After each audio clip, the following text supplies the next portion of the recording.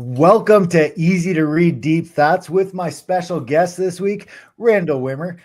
Randall and I have known each other for a while, and we have an event coming up next week. So I asked him to come on the show. Why? Because our webinar next week is on government contracting, but government contracting, holistically speaking, really is it's a big conversation.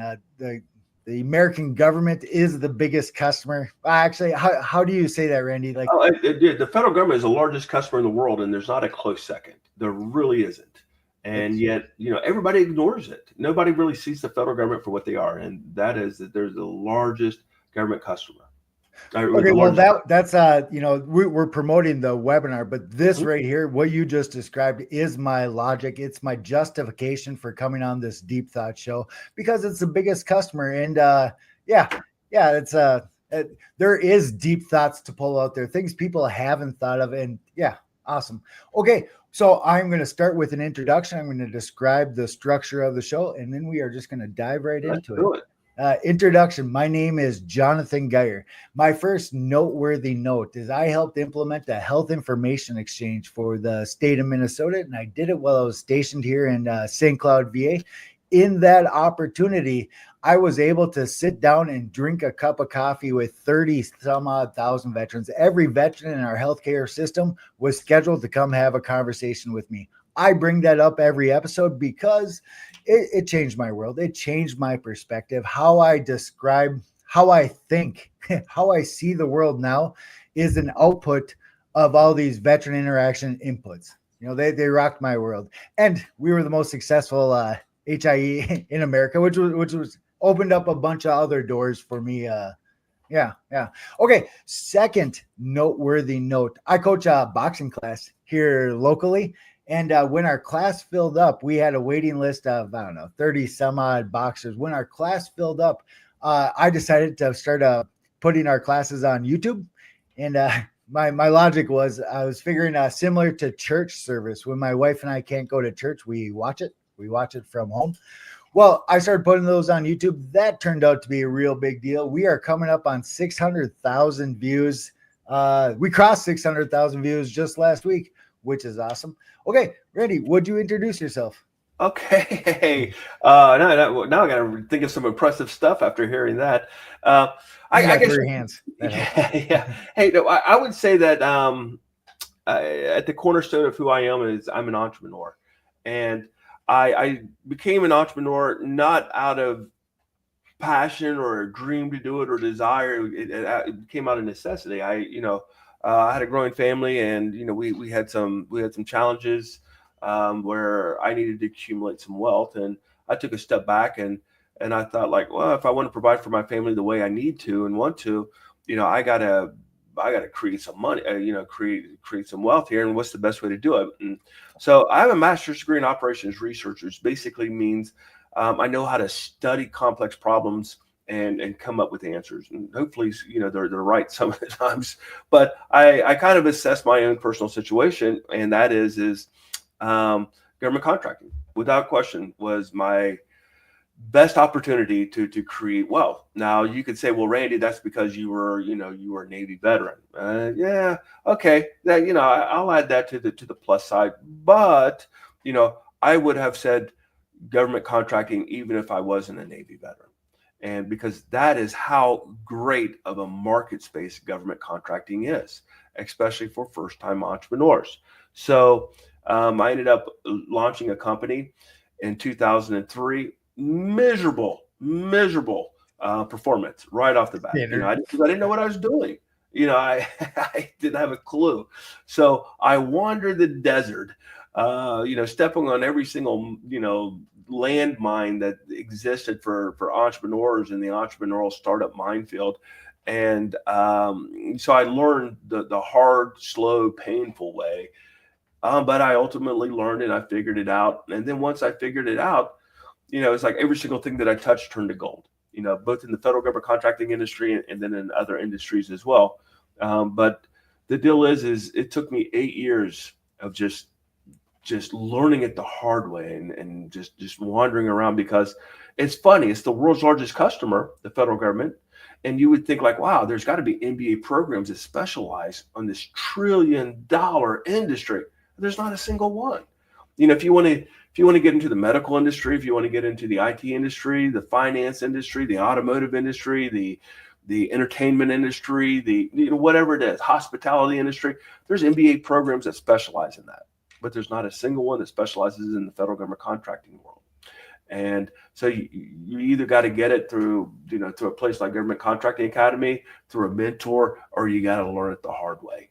And trust me when I say this, you do not want to learn it the hard, painful way, because that's how I did it. And that's the foundation. Government contract, right? Yeah, that's right. Yeah. Because so when I give people advice, it's usually based upon a lot of pain that I had experienced by making that same mistake that they're contemplating. It's like, you don't want to do that. Trust me when I say this. So that's how I learned government contracting. You and I were talking earlier this week. As a boxing coach, I tell everybody to put their hands up. It's what I say when they step into the ring. Keep your hands up. Nobody keeps their hands up. Like, if you can see my nose leans off to the side a little bit. Like, knowing better doesn't really change anything. There's just like the learning curve. You get worked over a little bit. Yeah. Everybody's got to get their nose bloodied, in boxing and also in business, because you can have the best. Even if I was to relaunch what I would say a carbon copy of some of my previous companies, I would get my nose bloodied, because things change. The environment changes, right? Yeah, everything changes, and so. Even if I was to redo it, knowing what I know now, with all the hard-earned lessons underneath my belt, believe me, I'd get my nose bloodied. And because that's just the way it is. Everybody's got to go through that. Holy cow, that is an awesome segue. So Randy and I were talking before I hit the start button on this, and he hasn't read this newsletter yet. At the bottom, I mentioned AI, and you just spoke to that. The environment changes. AI is a new environmental variable, and actually, that's kind of the theme. That's the theme of my newsletters. How does AI change government contracting? Because it's so structured? AI is amazing. Oh my gosh, I am liking I'm liking this more and more as I talk about it. AI changes that well-established structure. More opportunity. That's spoiler alert. That's where I'm going with this. Yeah, it's so true. Oh no, but you just mentioned it. But the problem with AI though is everybody thinks it's a free lunch. I'll just have AI write my proposal. We skew towards easy, right? Yeah, and so everybody they're looking for that holy grail. They're looking for that fountain of youth that just doesn't exist. Like saying AI is going to just do it for me. Well, there's no free lunch. There really isn't, and that's where most people are misusing AI because they think it's a free lunch. So AI will try. If you ask it to write a 20-page proposal, it'll write you a 20-page proposal. And it'll be grammatically correct, and it will read well. It'll be well written, but it will score poorly. It will score poorly. It will never win. And so, that is not how you use AI. You don't use AI thinking you get a free get out of jail free card. That's not what it is. AI is one of the most powerful tools I've ever seen. And I'll even go as far as to say this: AI will be as impactful as the internet. Agreed. Was on our world. And the way it's having an impact on government contracting is if you can take a person who knows how to write a successful winning proposal and you give them AI as a tool to use, they can compress man weeks worth of work in about an hour. Man weeks. Because I've done that. I've done case studies on this thing. I've taken RFPs and I have written, sections, of that RFP, request for proposal, and I've used AI. And when I used AI as my free lunch or my get out of jail free card and say, okay, hey, write me, X number of pages, it would take me about 5 minutes to do that. And, and I'd give, type in, 5 minutes worth of, context and say, okay, go to town, write it for me.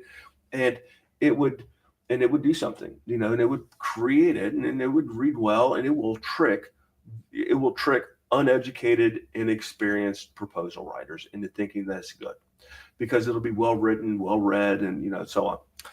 Now, I know how to Bad write points proposals. won't stand out. It would be too Oh, smooth. no, You won't yeah, have the spike of, oh, that's awful. Yeah, oh yeah, absolutely. So, but it'll read well, and it tricks people into thinking that it's good. So, what happens, if in the hands of somebody who actually knows how to write a proposal, who's gone through the process of learning how to do it, and um, they use AI completely different. They don't use AI to write their proposal. They use it to support their proposal writing process. And what I did is I compared the two. I had it write my proposal, and then I had it, support my proposal writing process, for this particular section. And it took me about 30 minutes. It took me 30 minutes to use it, to support my process. Now, part of my process and the process that we teach at Government Contracting Academy is you have a templated approach.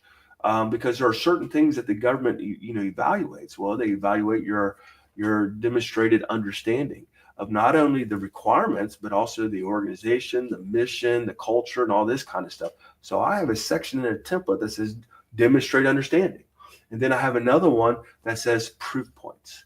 I need proof points, and then I have another section that says source documents, source material. Because if you want to prove that you're a subject matter expert, cite source material, references, and then they think like, oh my gosh, man, this guy really knows his stuff. He's citing our own instructions back to us, that kind of thing. So I got a template that I use, and I used AI to help me populate this template, and it completed the template. And then once I completed the template, then I said, now using this template, stressing my proof points and my discriminators, now write this section. And it wrote, I think it was like 3 or 5 pages. I can't remember how long it was, but it wrote that section. And it was as good as anything that I had ever written. Now, you could say, okay, Randy, so could do it just as well as you. So where's the value? Well, for me to have written that and to have researched all this stuff that ChatGPT did for me, it would have taken me man weeks to get that source material, those references, to information about their mission, their culture, their challenges, and all this kind of stuff. My proof points and how my proof points actually prove what I'm saying, and all this kind of stuff. It would have taken me man weeks to do that, and I did it in 30 minutes. So what does AI do? It takes somebody who's extraordinarily knowledgeable or who knows how to write it, and it makes them so much more powerful. It's amazing what it can do to for somebody that actually knows how to do it. And it's, boom. So my quality just shot up here, my productivity, my output, my everything, and, using it as part of my process. And everybody else who's trying to get that free lunch, they're hovering down here thinking that they've got a good product. And it's really going to help the people who know how to do it. It's going to help differentiate their products that much more. I'm a visual thinker, and I was picturing donkeys, like donkeys carrying a load, right? Like you still have to guide them. You still have to know where you're going. They just help bring stuff on. Yeah.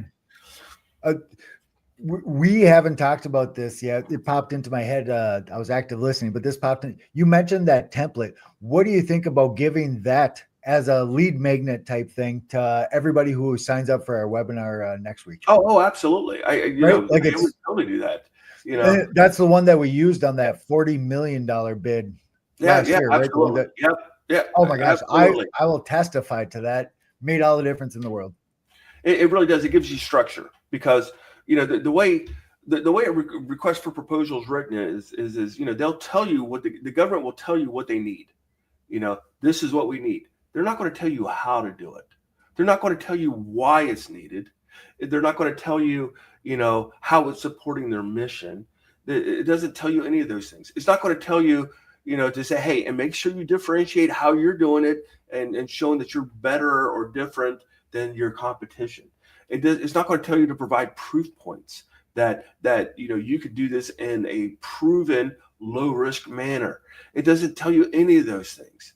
It just tells you what it is that they need. And if you're using AI as you know, as your free lunch, you know, for lack of a better phrase, and have it just write your proposal for you, it's just going to give them that. And it's going to lack all those other dimensions.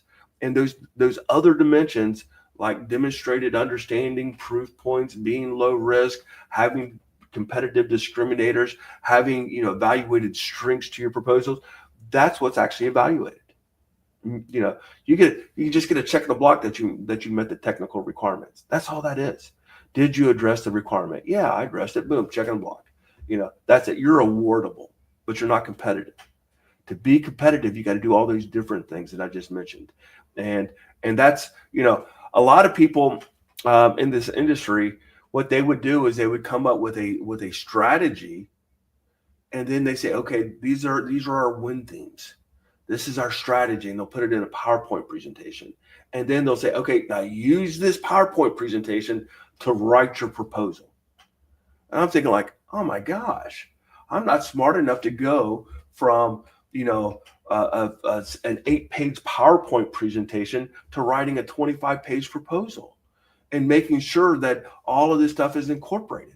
So what I had to do, and it ended up being a major game changer for me and my companies, is I created an interim step, which says like, hey, these are the requirements. This is our strategy to win.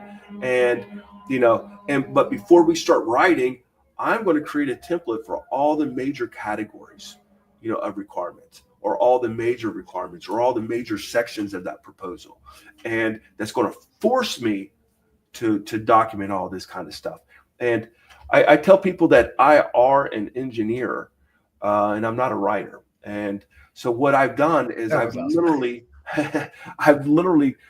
written or created a tool called this template that actually, you know, using brute force writes the proposal for me. Because if you complete all this information in this template, then all you're doing is you're basically slamming it all together, adding an introductory sentence, a couple prepositional phrases, maybe an and somewhere in there, and then all of a sudden you've got that section written. And it takes some of the stress off, right? Oh, it takes the stress. So much. It simplifies it. Just you follow it, right? So I tell people you don't write a proposal, you build one, and that's how I build it. You know, because if you start on page 1 of a proposal and you start writing it, you're going to fail. You know, because it just doesn't work. It really doesn't. You've got to build it, and you build it through those blocks that are in those templates. And then what you do is you take all those building blocks and you crunch them together, and then boom, you've got your section written. So, you know, writer's block doesn't exist. All you got to do is just start putting in facts. You know, how am I going to demonstrate my understanding? Oh, okay, well, I'm going to cite their mission area. I'm going to cite their challenges using these sources, you know, using, you know, the government, you know, GAO, Government Accountability Office, they always provide, you know, reports on the challenges that agencies are facing, or areas where they need to improve. So I'll demonstrate my understanding of that agency, citing those GAO reports about their challenges that they're facing. These are the big challenges right now in the Navy maintenance community, for example. So you go through that process, and you know, I'm telling you, a template will actually write your proposal for you. And if you use AI to help you populate each one of those sections and research it, and you go out to the internet and say, hey, find me 10 sources regarding this organization and their challenges and their mission and whatever. Well, it'll give you the sources, and then you can say summarize. You know, boom. The next thing, there it is. So you copy and paste that, and you put it in your template section. And you do the next section. Then you do the next section. Hey, I'm ISO 9001 certified. You know, I want you to provide 5 proof points, you know, explaining how being ISO 9001 makes me the lowest risk provider of this service to the customer. Boom, done. And hey, ChatGPT, add 5 more because that was really good. You know, boom, it's 5 more. And now, you know, like, okay, that's a little bit long, so I'm going to eliminate these 3 because they're not as strong as the other 7. You know, and those are the decisions that you're making. But ChatGPT goes out there and gets this information for you, but having it in the template where it keeps ChatGPT focused on a particular area of the scored requirement, is the world of difference. That's significant. Yeah. Right? Because they say, because I'm not an AI guru, but my I have two sons that are in engineering and computer science, and one of the things that they say about AI is AI starts to hallucinate. The longer the text that you provide it starts going off on these weird tangents. Because it's not focused. It's got the whole world to write about. It's like, oh wow. So that's what machine learning does. It's really how the challenge, with writing AI and AI prompts is you have to keep it focused. The more focused that you can do your AI prompts, say, I want you to write about the mission of this organization. Now, also include, what would be the impact should they not be able to accomplish that mission? What would be the impact on national security? What would be the impact upon our that's good. members? The contextual kind of, That's right. And you start and you keep it really focused on that one particular area. And it truly is amazing what AI can do for you. Like I said, it created a section of a proposal that would have taken me man weeks to research. And it did it in 30 minutes. That amazing. What were you gonna say? I said it's amazing. It really is. Awesome. Holy cow, that is a segue to my big point. The deep thought. I actually don't know how you're gonna respond to this. The deep thought part that I would like you to speak to here for the deep thoughts episode. What does that leveled playing field look like? Like, I am curious, and I actually don't know. How is the government? How do you predict? How do you expect? How are you guessing that the government will mold to this, like to change to, like, how is the government going to respond when everybody can put out? It changes the burden, right? Because now I'm not sure how to articulate what. But okay, I think I understand your question. It's like, so what's the government going to do when everybody figures out how to use AI effectively? That is what I was thinking. That's the question. So, here's the deal. It's going to take several years for people to figure it out because everybody wants that free lunch and they want it so badly that they're going to just say, hey, AI can write it for me. Because at the end of the day, people are lazy or they're uneducated. And what I mean by uneducated is they don't know how to write a proposal because they've never learned. So they don't know that the source selection board actually evaluates your proposal, on a rubric of things. And, like risk, technical compliance, level of understanding, level of confidence that you can actually do it, and all this kind of stuff. So they don't understand how proposals are scored because they never learned. And it's not their fault, because like I said, there's not a single MBA program out there that, that teaches that. So, with this much information, you have become, you've become the inside horse. You really have in a horse race. And the reason why that is because it's so hard to get that additional information that you need to be successful in the federal government contracting industry. It's just really, really, really hard because you can't learn it in an MBA program. It's unique from other industries. If you're with a big business, chances are you're only learning a tiny little sliver of it because they compartmentalize everything in big businesses. Yeah, it's really hard to learn it. It really is. You got to learn it, through the School of Hard Knocks, or you find a place like Government Contracting Academy that can mentor and teach you how to do it. So, again, with that much knowledge, you have such a competitive advantage over everybody else because you actually know how a proposal is scored. So now, again, so you're going to have a competitive advantage for years to come in this industry. Because the government does.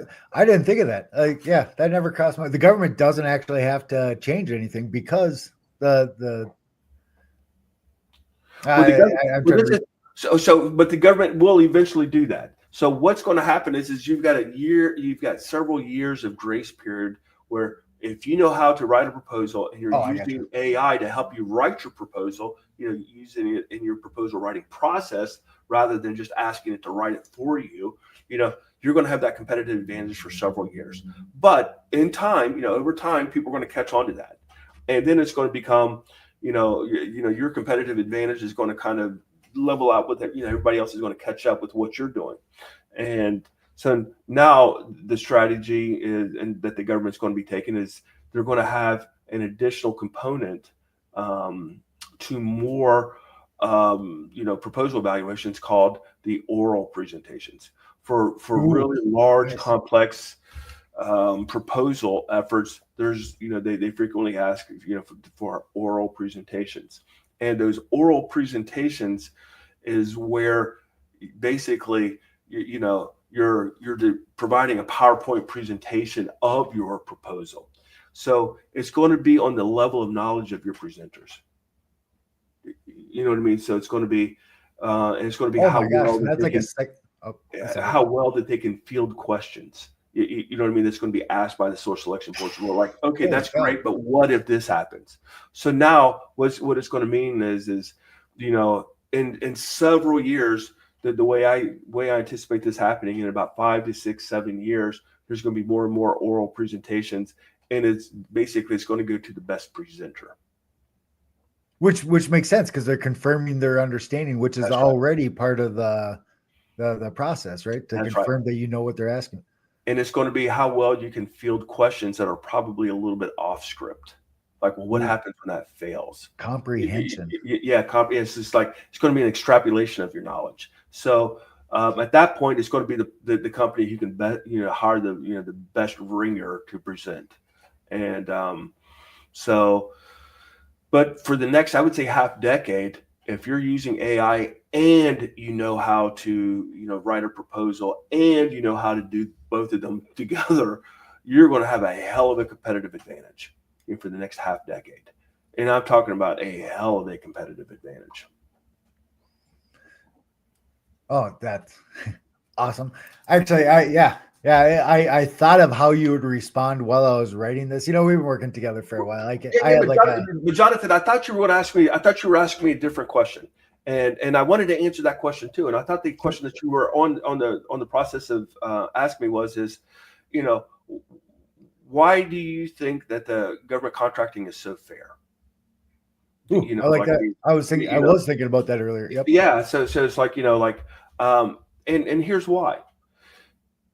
The only thing that the government is allowed to evaluate in making an award decision is your proposal. They don't get to see how big your building is, your corporate building. They don't get to see how many employees you have. They don't get to see, how sexy your, whatever is. The only thing that they're allowed to evaluate is what is written down in your proposal. That is it.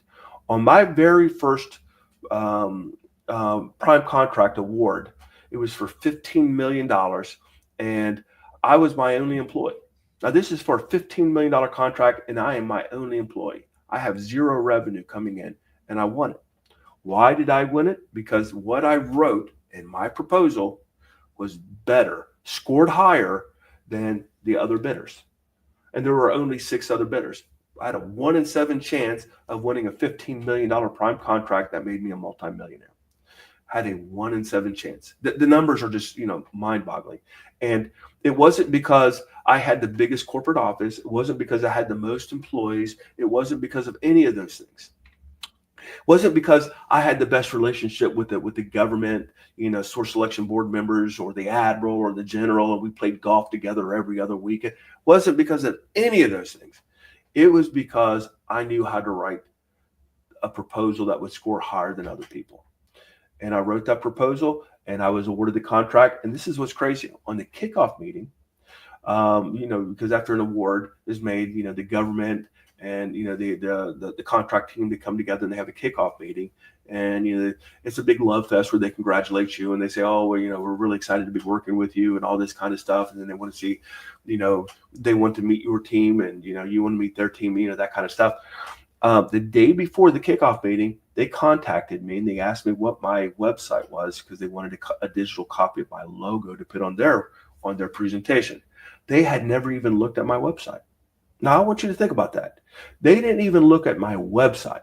Why? Because they followed the rules. They only read and made their award decision based upon the law, written words, like it's in my proposal. That's right. That is a law. That's federal acquisition regulation.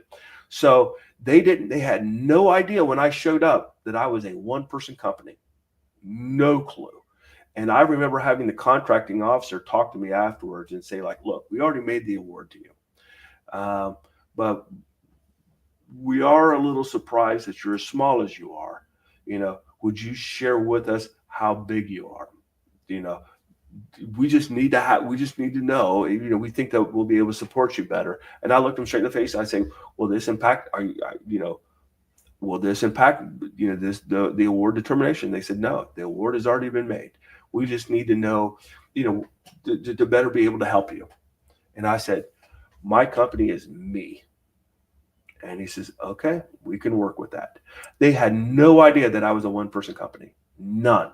So if you want to talk about a meritocracy, the federal government contracting industry is the fairest industry you'll ever have. Yeah, they said they're going to help you. Like, That's oh my right. God, how cool is that, right? Now, let's flip this around there just to get a little bit of context. Let's say I launched a burger joint. And I picked a street that I thought would have a lot of good traffic, and so I launched my burger joint.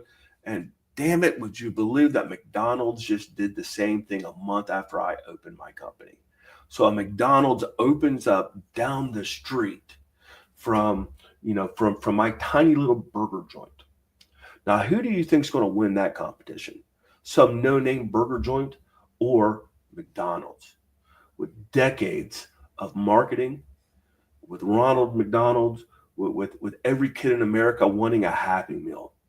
Who do you think is going to win that competition? It's not even a fair fight. My burgers could taste 10 times better than McDonald's hamburgers, and I will never, ever, ever win because it's not a fair fight. Not at all. But in the federal government contracting industry, first of all, I don't even have to compete against a McDonald's, meaning a Lockheed Martin or Northrop Grumman, because they have a small business set-aside program where you only have to compete against companies just like yourself, small and new businesses. And the other part of that is they can only read what you write.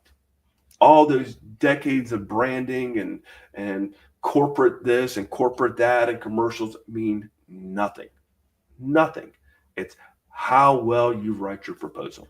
So that is why learning how to write an effective proposal is so valuable. It's the great equalizer. Oh, that was awesome. We are at time. We are 2 minutes over. We can keep going if you want.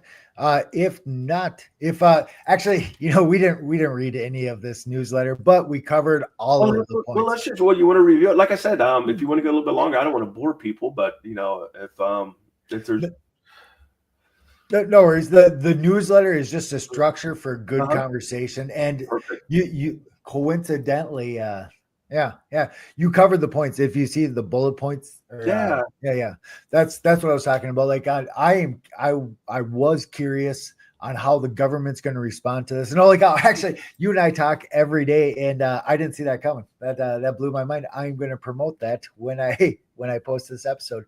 Okay, so I have a thing I like to ask my guests at the end of the show. Please close it out. Come up with one concluding thought. What would you like our audience to take away from this conversation? Just the ending thought, the end of the show. Like this is what I would say. If you've ever had any dreams of becoming an entrepreneur, launching your business, pursuing wealth accumulation, and you are willing to learn this much information that is unique about the federal government marketplace, you will have such a tremendous competitive advantage over every other, founder in the federal government contracting industry. And the very nature of federal government contracting it's a numbers game. If you put the numbers into it, statistically speaking, probabilistically speaking, you're going to be successful if you have this much additional knowledge. And that's the whole reason why I launched Government Contracting Academy, because you can learn this knowledge on your own. It took me 8 years to do it. It took me 8 years of just absolute misery to learn it. But once I learned it, it became easy. It became a numbers game. And I submitted enough proposals, and in a period of 3.5 years, I won nearly $400 million in prime contracts for my businesses. That's after I learned this much knowledge, and I didn't want to have other people have to suffer through 8 years. So what we try to do at Government Contracting Academy is we try to compress that 8 years of those hard-learned lessons into about 8 weeks. That's our goal. And we tell people how to play this numbers game, and then it's on them. I am a firm believer that if you attend Government Contracting Academy, your success is up to you. Because you will know how to be successful. You will learn this additional, that unique information that's required, to be successful in the federal government contracting industry. And then are you willing to put the numbers in it? And if you are, probabilistically speaking, statistically speaking, you will be successful. But it's not going to be easy. It's going to be the hardest thing you ever did. The best things are. Yeah, but it's going to be high probability, very high probability if you put the numbers into it. Oh my gosh, that was an awesome closing thought here. Hey, jump on the opportunity. Plug the webinar coming up next week. Oh, okay, yeah. So we do have a webinar coming up, free webinar, free live webinar. We're doing it on, was it February 27th? Yes, we're sir. doing it at both noon and at 7 p.m. Eastern. And there's, and it's to address a question that I'm always asked. Hey, Randy, what are the biggest mistakes that most federal government contractors make? And, what are the mistakes to avoid to be successful? And what's shocking about that is when I've actually started to really think about that, what are the biggest mistakes? I realized that every company that I've seen that has struggled or who has failed in the federal government contracting industry has failed for one or more of the same 10 reasons. It's shocking. It's like we're not even unique on how we fail or struggle. we fail or struggle for the same. The mean of failure. Yeah. You know what I mean? So that's what we're going to do is we're going to discuss what those 10 mistakes are, and more importantly, how to avoid them. And I'm like I said, I'm not holding anything back. I'll tell you, I'll tell you exactly how to avoid the mistake, how to overcome it, how to differentiate, all those different things. So again, it's shocking. Like I said, that's one of the biggest surprises. I thought I would probably come up with about 50 mistakes off the top of my head, but no, it really comes down. It's really truly 10. It's really not that many mistakes. And if you learn what not to do, effectively you're learning what to do, because this is it's the obverse of the coin. It's like don't do this, so therefore you have to do this. And basically it's a 10-step guide to be successful in the federal government contracting industry. Oh, that's awesome. Alrighty, let's end it. Holy cow. Let's what a great episode. Great conversation for our audience. Join us again next week. Look forward to the webinar. What'd you say? February 27th? February 27th. Noon. And is there a link? Do we have a registration link that people can, yes. I can see the chat on my screen right now. I have it posted in the chat for this. Okay, perfect. So, okay. Perfect. Sounds like a plan. Awesome. Thank you. Great conversation.